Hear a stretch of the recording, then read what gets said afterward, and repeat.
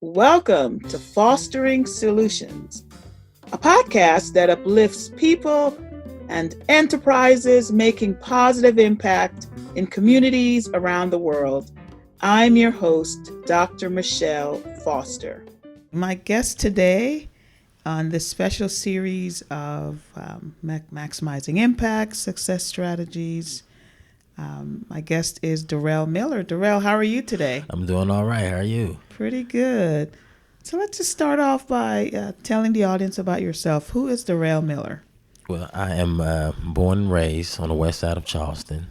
I grew up here most of my life. I run a nonprofit that really started off of literacy, reading. Had reading problems growing up as a kid, and I stayed in trouble because of them. So, I prayed about it and asked the Lord, if He showed me, I show other people. So that's been my journey a little bit. Yeah, I've been from Charleston and from the west side, and okay. And you're a dad, and yes, I have a beautiful little girl. She's 6 years old. She's awesome. That was a life changer. In what way? It made me nervous and also focused at the same time, if I understand that, Okay. Just that I didn't want to. One of the things is being honest with you. I don't want to leave my little girl before she's old enough to take care of herself. So I try to take care of myself as much as I can. Yeah. That's a great philosophy. Yeah. So you are currently the CEO, Executive Director of Keep Your Faith Corporation. Talk about how you got to your current position. Well, we started off. It's like a volunteer organization. We would go into the homeless shelters and do reading comprehension, self-esteem classes. And like I said, I had reading problems growing up, so I worked with a couple of retired teachers that come tag along with me and help me kind of work on it. I learned that self-esteem was probably the first thing you need to work on, especially with adult men. Right. And then we went on to doing more work. And then Keep Your Faith, we branched out into the school system, which I always wanted to get into, this kind of talk to them, identify some of the problems I had as a kid, and see if they check their reading, see if they know how to read and stuff, and then not just a behavior issue. It might be a reading problem. Because a lot of times it's disguised as a behavior issue, and it's really a literacy issue. And some guy, you don't want to get embarrassed, so you're going to do whatever you can, like. Get told me it's time for me to read, I would show off a little bit, just so I didn't distract from the problem. And then that became a problem, for me as I grew up. I had a little label because of that, but I've cried out to a couple of people about reading, and then, to say this organization started for that. We identify classroom behavior. We started not Westside, it was Glenwood at the time, Glenwood Elementary School, and we did classroom behavior. And like checking reading and stuff like that. And then we went on from there. I worked with a man, Mr. Tolliver, and we started doing gardening. Yeah, yes. Everyone knows Mr. Tolliver in the West. Yeah, he used to call me and be like, man, really, this lady, Bonnie McClure. Shout out to Bonnie McClure, because Bonnie McClure really connected us. She was a counselor at Westside at the time. Okay. And she said Mr. Tolliver needed a little bit of help with his gardens, and so I was like, well, I knew him from my uncle and them, because my uncle, grew up with him. So then I met him. We used to just hang out at this garden, myself and Larry, a couple other guys. Don, we used to just hang out at this garden just to show people that he had support. Right. And he used to be like, you need to take this junior master gardening class. It was like, man, I'm all right. I like gardening a little bit, but I wasn't really into it like that. Right. And he just kept saying, and then he left the flyer on my truck one day, and I looked at it and I registered, and it's been off to the races. So I thank him for that. Awesome. So what keeps you, because you've had a couple of different positions in the nonprofit sector. So what do you think keeps you in nonprofits? Well, I like being able to directly work with the people, and kind of get in it. I've had positions where I've been blessed enough to kind of see both sides and get an understanding of if you're not at the table, you just reaping, you just really dealing with the decisions the people at the table made. You're on the menu. Yeah, basically. Yeah. So I decided to jump in that game on that side of it as well, so I can get an understanding of what impact do I need to make in the community. Right. Okay. So this series is about maximizing impact. What does that mean to you when you think about that term, maximizing impact? the impact I would like to make and the maximizing of it is some of the programs that we're creating and doing last longer than I do. You know, that I think So sustainability. right? And once I'm gone, you know, it won't be like, well, that was a good program that they used to run. And the Dural used to run, but now, oh well, yeah. Like if something happened to me, that the bones is already there. You know, the plans through meetings and talking and sharing with each other as a group that last longer. But I've learned that as being at the top of leader, sometimes if you don't communicate well, then some of your ideas and some of your goals and vision will fade with you. Right. So I know you got a copy of my book, Maximizing Impact: Success Strategies for Dynamic Nonprofits. Wonderful book. So what chapters really resonated with you? Well, you know, the first one, I really liked chapter 10. Chapter 10 was kind of, if you don't got the book, get it and don't skip chapters. But if you get to chapter 10 and you're thinking about writing a proposal, you can put that book down right beside you and do it.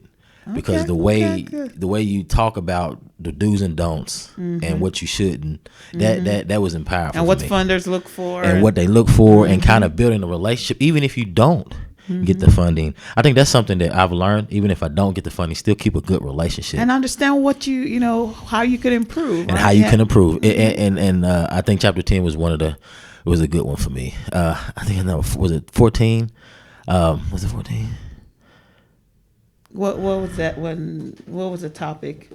It was strategies and planning. Strategic planning. Yeah. Yep. Yeah, that one right there. That was almost, because at first, you know, to be honest, 14. I knew it. I just because at the beginning of doing this, you just get into it and what the thoughts in your head and what your partner's walking. But then working with the Greater Kanawha Valley and Megan and them, they started talking to me more, and yourself talking to me more about strategic planning.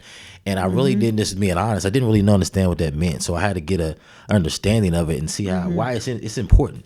I really think it's important to a project, because if you don't really sit down and kind of get those goals, how to figure out what you want to do, you can make it happen, but to make sure you have some kind of overall vision to guide everything that you do, right? And then it goes back to, if something happens to me, that strategic plan is still there, so the ship is keep going forward. Keep moving forward. Very, very good point. So I know you run a number of different programs.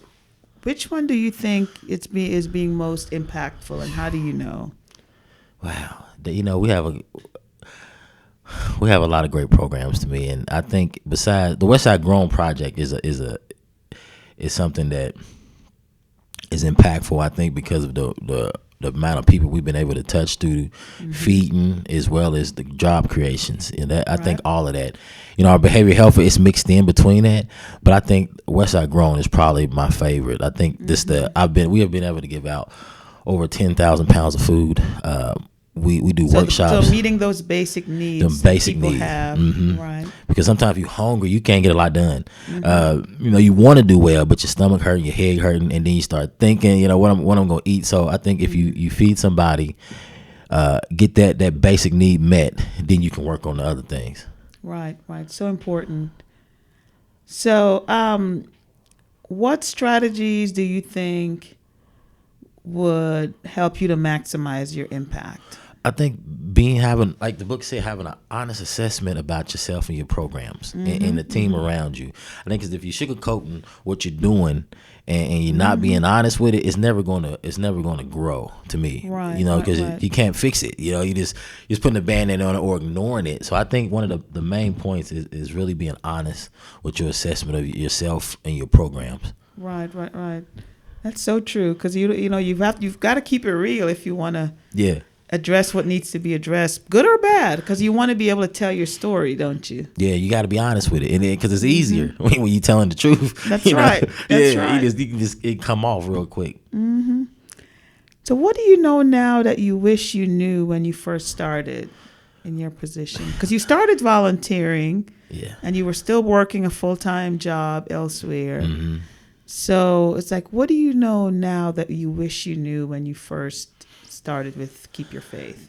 Well, I think one of the things I didn't know at the time is how much energy and how much time it really needs. It's not easy. No. It's a lot of work. It's a lot of work. It's more than a 40-hour week job. Running a nonprofit is a lot of work. Yeah. Yeah, and I at the beginning I thought I could do both, but just by doing this completely, I've seen the impact on the organization.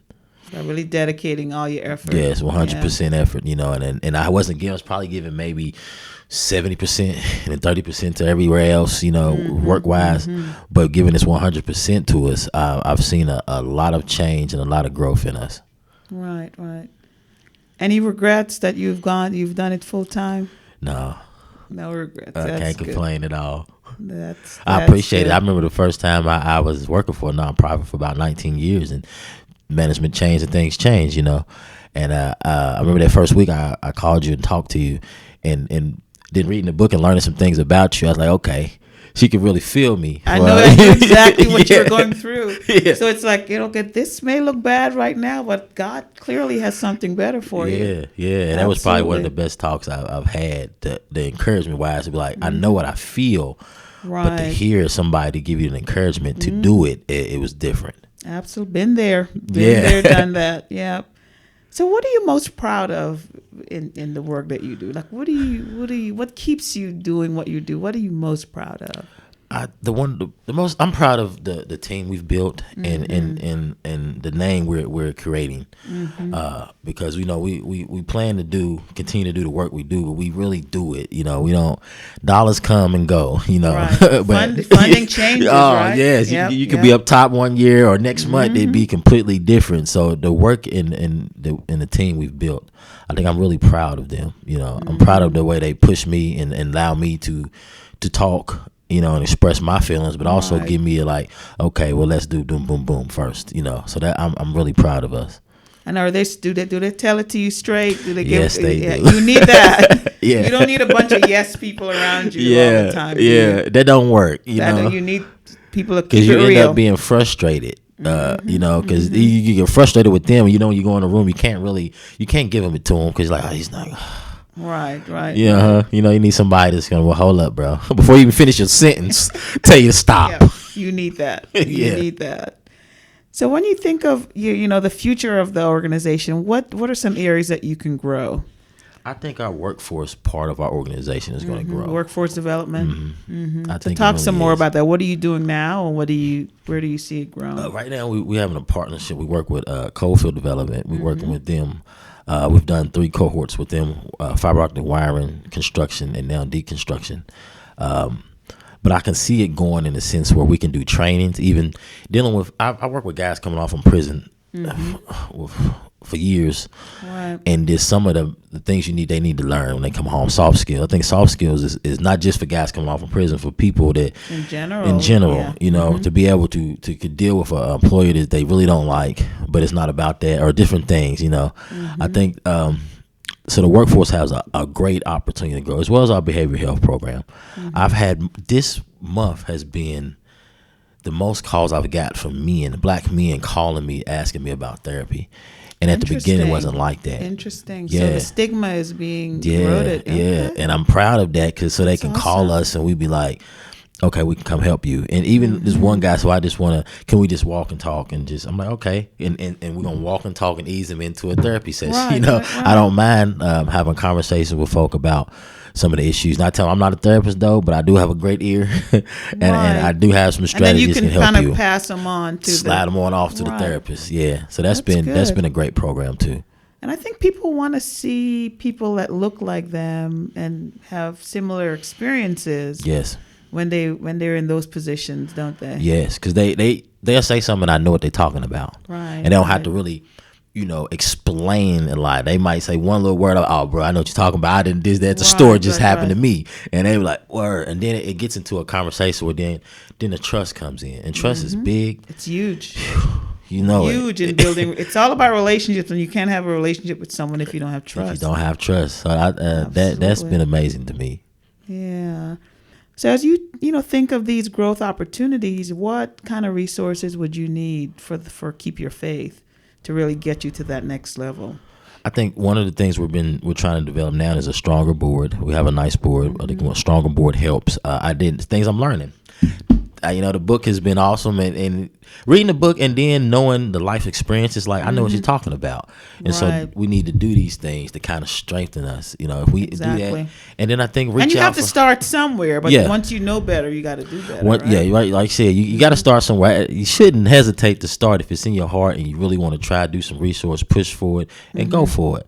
But I think for us, we've been grinding, and we seeing what can come of that, and that makes you keep grinding. To me, it makes me want to really, really, like if I'm hustling like this has been maybe a year and a half, maybe 2 that I've been like this, and I can imagine what the next 3-4 years can look like. Absolutely, and just really taking that time to build your infrastructure. Right, that's important. Absolutely. So, what advice would you give to someone out there who's thinking of starting a nonprofit? Whether it's similar to yours or not, like what advice would you like to share based on your lessons learned? I think get with first. Sandra Hamlick, she used to run the RCCR. Yeah. I was thinking about, and rest in peace, Aldine. I was thinking about nonprofits. I didn't know anything about a 501c3, anything. I thought you just jump in head first, and she was tough. She was tough, but she was awesome. So I think if you're thinking about it, get with somebody that's doing it in a similar field or the same field, like you said, you want to be in, and see if you can maybe just shadow them for a little while, and get out there and do some work and do the work and see if that work you're doing is enjoyable enough to continue to push it when them hard times come. Right. Because hard times will come. Yes, they will. And are you going to endure, or are you going to just flake out? And just walk away, throw your hands up. Hard times will come. Sometimes them grants be 5 o'clock due. Sometimes it's and you killing yourself. I remember there were times of just trying to submit stuff, and I was getting nervous. Something's not working. And it don't work out. It's a lot of stress. It is. I know me and my partner sometimes we get like, we call Mountaineer. Mountaineer is like a word, just calm down, chill for a minute. So that's been helpful too. It can be really stressful. So you're dealing with trying to meet those basic needs. You're working with populations with challenges. As you look to the future, what gives you hope? What gives you hope through it all?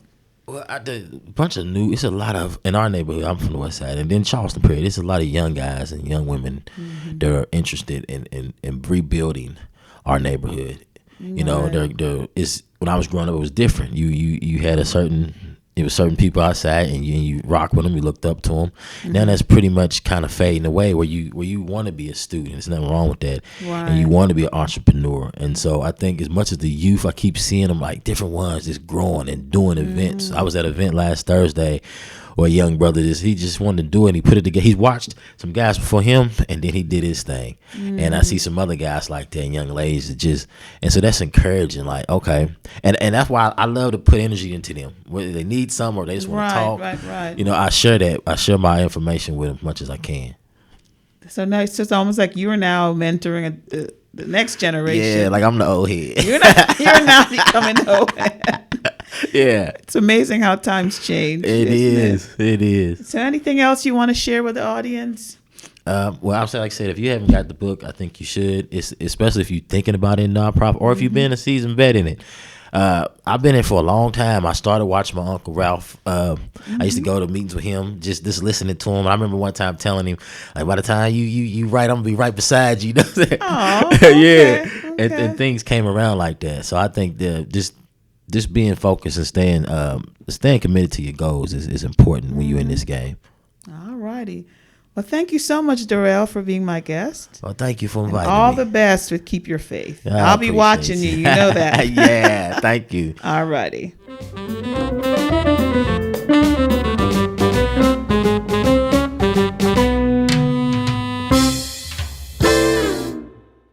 Are you thinking about starting a new nonprofit organization? Are you with an organization now and would like to take it to the next level? Are you on a board or committee of a nonprofit and want to make sure that you're being effective? Then I have the answer for you. My new book, Maximizing Impact: Success Strategies for Dynamic Nonprofits. I wrote this book to share my journey and the secrets of my success.